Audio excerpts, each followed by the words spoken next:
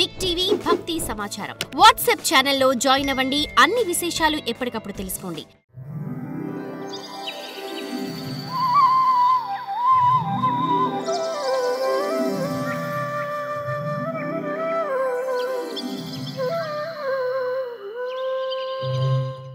మేఘాల గుంపు వాయుదేవుడి ఆధీనంలో ఉండినట్లుగా లోకపాలకులతో సహా ఈ జగత్తంతా కాలపురుషుని ఆధీనంలో ఉంటుంది కదా. ఇదంతా కాలపురుషుడే చేస్తున్నాడు. కాలపురుషుడు ఆధీనంలో ఉన్నాం కాబట్టి మనమందరూ ఈ ప్రపంచమంతా కూడా అట్లనే నడుస్తూ ఉంటుంది కదా. ప్రపంచమంతాను సాక్షాత్ ధర్మరాజు రాజై ఉండగా భీముడు గదను, అన్ని అస్త్రాలు తెలిసిన అర్జునుడు గాంధీవాన్ని పట్టుకొని రక్షిస్తూ ఉండగా, శ్రీకృష్ణుడు నీకు మిత్రుడై రక్షకుడై ఉండగా ఆపదలు వచ్చాయి ధర్మజ. ఇది కాల ప్రభావం అయ్యా. నీ చుట్టూ చూడు ఎట్లా ఉన్నారు. భీముడున్నాడు, అర్జునుడున్నాడు, శ్రీకృష్ణుడే ఉన్నాడు. అటువంటప్పుడు కాల ప్రభావం నీకు కూడా వచ్చి పడింది. ఓ ధర్మరాజా, ఈ శ్రీకృష్ణుడు ఎప్పుడు ఏమి చేయాలనుకుంటాడో ఎవరికీ తెలియదు. నీ వెంట ఉండే ఉన్నాడు చూడండి. నీ వెంట ఉండే ఉన్నట్టుగా, నీ వెంట ఉండే లేనట్టుగా, మీతో చేయించి నేను చేయలేదన్నట్టుగా, మీతో చేసింది నేనే చేశానన్నట్టుగా. ఏంటో ఒకటి అర్థం కావటం లేదు ఈ లీలలు నాకు. అర్జునుడితో చేయించి నేను చేయలేదు అన్నాడు. అర్జునుడితో వైరాగ్యం ఇప్పించి నేను కాదు అది వేసింది, నువ్వు తీసుకో బాణం మళ్ళీ పట్టు అన్నాడు. విడిపించింది నేనే అన్నాడు, తీసుకుంది నేనే అన్నాడు. చంపువాణ్ణి అనింది నేనే, ఎందుకు చంపావు అనింది. బాబోయ్, ఒక్కటే అర్థం కావటం లేదు. ఈ కృష్ణుడి యొక్క సంకల్పం అత్యద్భుతమైనటువంటి. ఈశ్వర సంకల్పాన్ని తెలుసుకోవాలని ప్రయత్నించిన పండితులు కూడా మోహాన్ని పొందారు. వాళ్ళందరూ కూడా తెలుసుకోలేకపోయారు. అట్లనే ప్రత్యక్షంగా కూడా తెలుసుకోలేకపోతున్నాం. ఇక ఈయన గారు కనపడకపోతే మనం కర్మలో దొరికినప్పుడు ఇంకెంత బాధపడాల్సి వస్తుందో. జతలోనే ఉండి నేను చేశానంటారు, నేను చేయలేదంటారు, నేను చెప్పానంటారు, నేను చెప్పలేదంటారు, నేను చెప్పినట్టుగా చేశాను నేను అంటారు, అంతా నాదే అంటారు.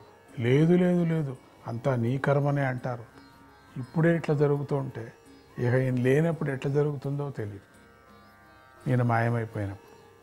కనుక ఇదంతా దైవానికి ఆధీనమై ఉన్నదని నిశ్చయించుకొని ఆ ఈశ్వరుణ్ణి అనుసరిస్తూ రాజువై ప్రజలను రక్షించు. చాలు దుఃఖం ఇంకా నీకు. ఆ దుఃఖంతో ఇక్కడికి వచ్చావని తెలుసు నాకు. ఇప్పుడేం ప్రయోజనం నువ్వు ఏడ్చిక? అప్పుడు ప్రయోజనం లేదు, ముందుకు ఏడుస్తానని చెప్పేసే వచ్చావు, అందుకని ఏడుస్తున్నావు. నీకు తెలుసు కదా ముందు వచ్చే ఏడుపు వస్తుంది అని, తర్వాత ప్రజలను రక్షించేటువంటి శక్తిని వస్తుంది, అది కూడా తెలుసు కదా. దుష్టుల్ని సంహారం చేయటం ఒక తృప్తి కూడా నీకు ఉంటుంది కదా. కానీ దుష్టులు ఎంతోమంది నీ బంధువులు కదా, వాళ్ళందరినీ కూడా శిక్షించాను, చంపానని ఇప్పుడు ఎందుకు యోచన చేస్తున్నావు? నువ్వు చేయాల్సిన పని లేదు. ఈ శ్రీకృష్ణుడు సాక్షాత్తు భగవంతుడు, తెలుసా నీకు? ఆది పురుషుడైన నారాయణుడు. ఈయన యదోంశంలో రహస్యంగా ఉన్నవాడై భూలోకాన్ని తన మాయాశక్తితో మోహింపజేస్తూ తిరుగుతున్నాడు, తెలుసా నీకు? తన యొక్క మాయతోనే కప్పేశాడు అందరినీ కూడా. ఇక్కడ ఉండి తిరుగుతూ శ్రీకృష్ణుడి రహస్యమైన మహిమ, శివ భగవానుడు కూడా, దేవర్షి అయిన నారదుడు, సాక్షాత్ కపిల మహర్షి, వాళ్ళందరికీ తెలిసే తెలుసు. వాళ్ళంతా బాగా తెలుసుకున్నారు. కానీ వాళ్ళు కూడా తెలియనట్టుగా తిరుగుతున్నారు. భగవంతుణ్ణి నువ్వు పినతల్లి కొడుకు అని, ప్రియమిత్రుడవని, గొప్పగా ఉపకారాలు చేసేవాడని భావించి ఆయనతో స్నేహం చేసి నీకు మంత్రిగాను ఎంత పని చేశావు, రాయబారిగాను, నీ తమ్ముడికి సారథిగాను చేసుకున్నావు. ఆహా, ఎంత భ్రమపడ్డావు నువ్వు. పరమాత్ముని ఇట్లనా చేసేది? తమ్ముడికి నువ్వు డ్రైవర్గా పెట్టేశావు ఆ ప్రభువుని, మంత్రిగా ఉంచుకున్నావు, రాయబారిగా పంపించావు, ఏదో జగడం సరిచేయమని చెప్పి వెళ్ళాడు, అవమానపడ్డాడు, అక్కడ వాళ్ళతో కౌరవులతో అవమానపడ్డాడు, కట్టించుకున్నాడు. ఏంటిది? పరమాత్ముడు ఎంత మోహాన్ని నీకు చేసేశాడు. దగ్గర ఉండి మోహం తీసేవాడు మోహాన్ని వేసి పారేశాడు. నువ్వు హెచ్చరిక లేకపోయావు అప్పుడు. ఫోన్లే ఇప్పుడు ఎవరు తెలుసా? అయినా అందరికీ ఆత్మస్వరూపుడు, అందరినీ ఒకే విధంగా చూసేవాడు, అహంకారము లేనివాడు, రాగద్వేషాలు లేనివాడు అయిన శ్రీకృష్ణుడికి ఇదొక చిన్న పని, ఇది పెద్ద పని అనేటువంటి భేదబుద్ధి లేదు ఆయనకి. ఇదొక చిన్న పని, ఇదొక పెద్ద పని అనే భేదబుద్ధి కూడా లేదు ఆయనకు.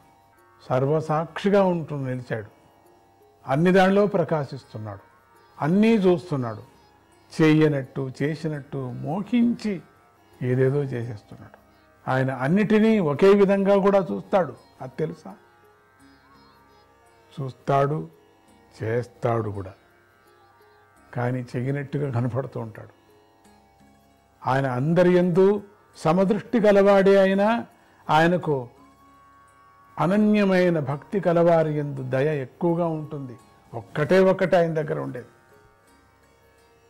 అందరి మీద సమదృష్టి పెట్టినప్పటికీ, అందరిలోనూ ప్రకాశించే వెలుగు అయినప్పటికీ ఎక్కువగా ప్రేమ ఉండేది ఎవరికి? నన్ను అడిగితే నేను చెప్తాను, ఎక్కువగా ఎవరు ఆయన మీద భక్తి ఉందో,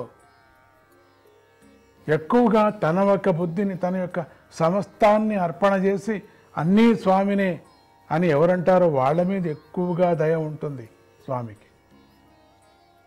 ఎందుకంటే ప్రాణులను విడవబోయే నాకు అంటే ప్రాణాన్ని వదిలేస్తున్నా, ఆ ప్రాణాలే కదా, నా ప్రాణులు ప్రాణాలే కదా, నా ప్రాణాలను విడుస్తున్నా నేను ఇప్పుడు.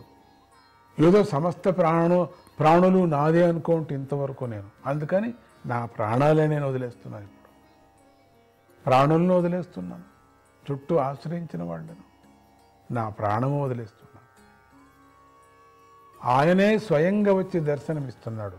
ఆహా, నాకు సాక్షాత్తుగా శ్రీకృష్ణ దర్శనమవుతుంది. ఆయన దయ ఎంత గొప్పదో చూడు. ఎవరు వెళ్ళినా దర్శనం కాని స్వామి నా దగ్గరికే వచ్చి దర్శనమిస్తున్నాడు. భక్త్యావేశ్యమనో యస్మిన్ వాచ యన్నామ కీర్తయన్ త్యజన్ కలేవరం యోగి ముచ్యతే కామకర్మభిః. శ్రీకృష్ణుని యందు మనస్సు లగ్నం చేసి ఆయన నామాన్ని కీర్తిస్తూ ప్రాణాలను విడిచిపెట్టే యోగి కామకర్మల నుండి, అలాగే వాటిచే ప్రేరితమై చేయబడేటువంటి కర్మల నుండి విముక్తి అవుతున్నాడు. కామకర్మలు ఉన్నాయి కదా, ఆ కామ్య కర్మాలన్నీ కూడా దాంతోనే ప్రేరేపణై అవే చేస్తూ ఉంటాం. అవి కూడా ముక్తమైపోతున్నాయి నాకు ఇప్పుడు. స్వామి దర్శనంతో వ్యామోహమంతా పోతుంది, నశిస్తుంది. ఎందుకంటే ఆ శ్రీకృష్ణుడు నాకు దర్శనమిస్తున్నాడు. దేవదేవుడైన ఆ శ్రీమన్నారాయణుడు ప్రసన్నమైన చిరునవ్వుతో, ఎర్రని కన్నులతో ప్రకాశించే పద్మం లాంటి ముఖం గల ఆయన శ్రీకృష్ణ రూపంలో నన్ను చూస్తూ ఉండగా నేను ఈ దేహాన్ని విడిచిపెడుతున్నాను అన్నాడు. ఆయన ఎంత అదృష్టవంతుడు, నిజమే కదా. భీష్మ పితామహుడు.